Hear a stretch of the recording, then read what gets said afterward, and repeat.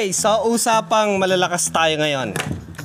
Hindi malakas pumulutan or kumain or uminom. Malakas bumuhat. Sa pag-uusapan natin ngayon ay gaano ba kalakas si Hercules. Nice. Bumuhat. So itong product na ipapakita ko sa inyo guys ay napakalakas. Kasi pangalan pa lang ay napakalakas na. Ito guys ay Hercules. Yan. Pangalan pa lang napakalakas. Hercules na chain block. Yun o. C-type chain block from Hercules. Okay, so ito guys ay meron siyang bigat ng nasa 9.6. Yun o. At safe na safe yung Hercules during packing at pagdating sa inyo. Kasi naka-case siya ng kahoy or plywood. Yun. So safe na safe. Kahit na ibalibag mo yan, hindi siya masisira.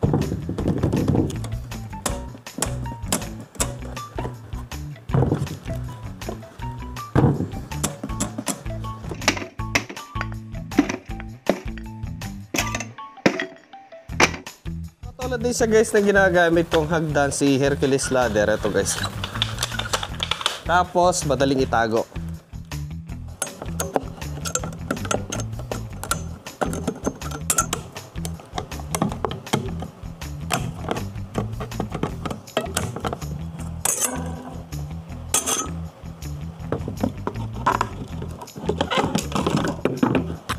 So ito siya guys.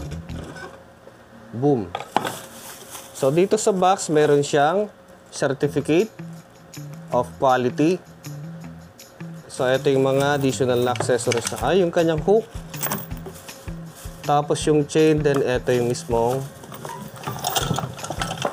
gearbox assembly.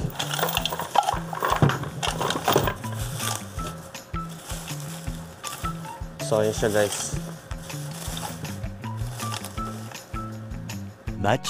Much later.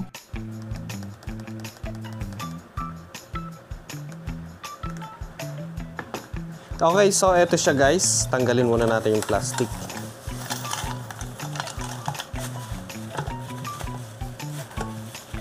So tamang-tama to guys sa mga may mga sasakyan, private na vehicle natin.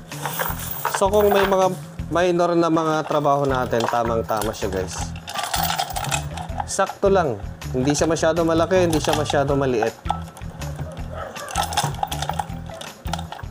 Hercules chain block, good for 1 tons. Okay. Grade 80 alloy steel chain. Tapos meron siyang serial number dito.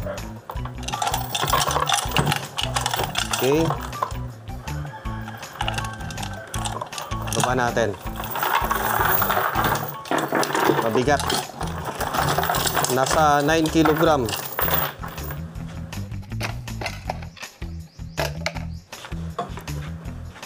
So, ito yung kanyang hook. Meron siyang lock. Okay, so yan siya guys. Tapos dito meron din sa kanyang hook dito sa mismong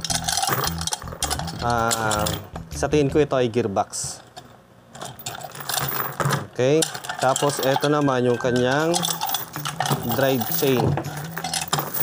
So lahat ng sinasabi ko dito guys ay no idea ko kasi nga first time kong mag-review ng ganito. Okay, yung kanyang drive chain. So ito yung hihila-hilain natin na gano'n.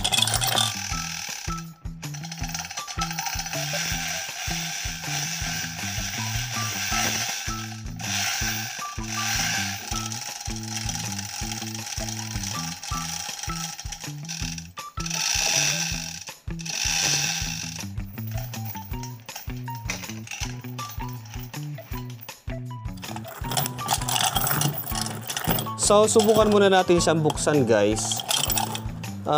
Gusto ko lang malaman kung ano yung nasa loob niya. Nakakita lang ako noon ng ganito sa mga talyer. So ngayon lang ako makahawak ng ganito. Yun. Silipin lang natin. Hindi natin intention na buksan yung kanyang mga gear. Yung assembly lang.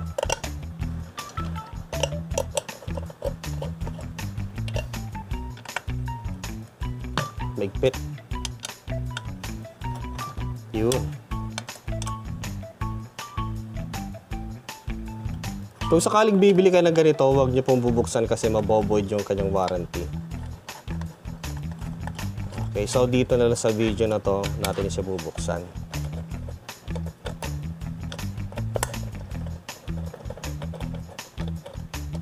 Yan. Hindi ko alam kung meron pang ibang mga tornilyo dito. Kung meron pa sa ilalim, huwag na natin buksan. So, hindi pa siguro tanggal yan. Ah, meron siyang counter lock dito, kaya pala. Iyon, oh.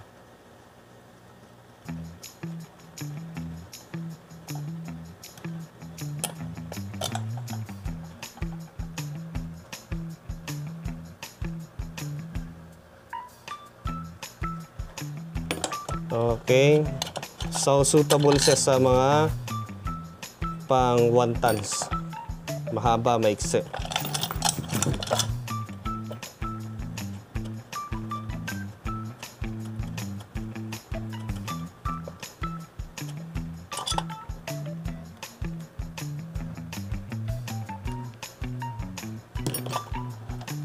Yun, oh. Ah, yun. Okay, yung kanyang lifting chain. Ito yung magbubuhat na chain. Tapos, ito naman yung sasabit sa subject nating ibibitin. Okay. Ayun, oh. Meron siyang malalaking gear sa loob. Ganun pala. Tapos, ito yung kanyang reverse at forward.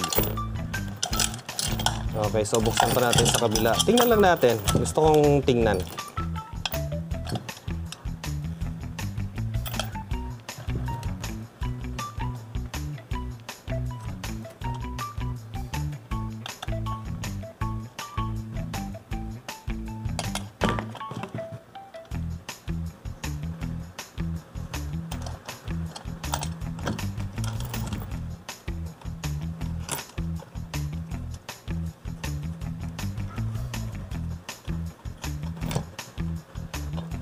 Yun, oh.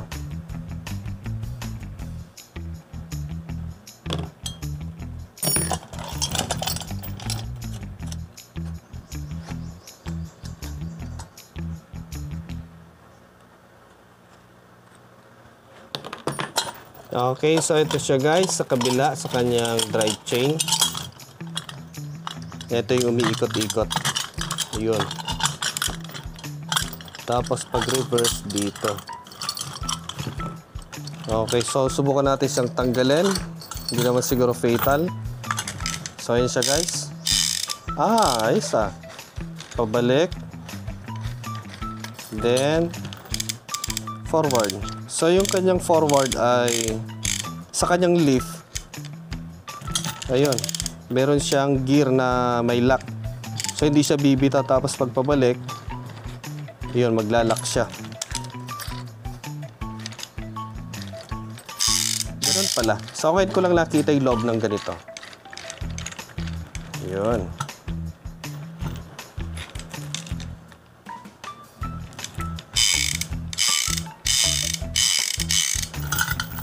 Okay. Ito, ilalagay dito. Ganon.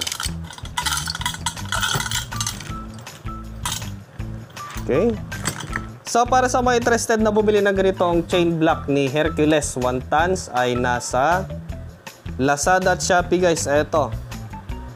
Nasa 1,600 yung 1 tons kasi meron siyang 4 na variant. Ito.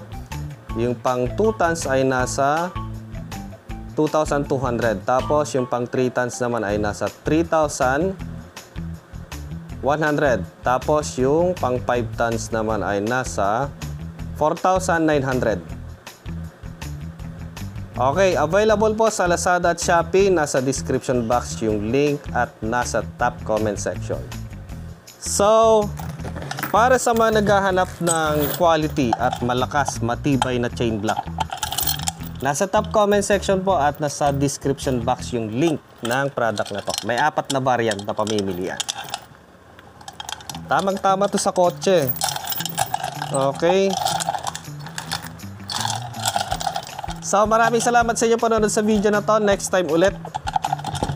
Yun.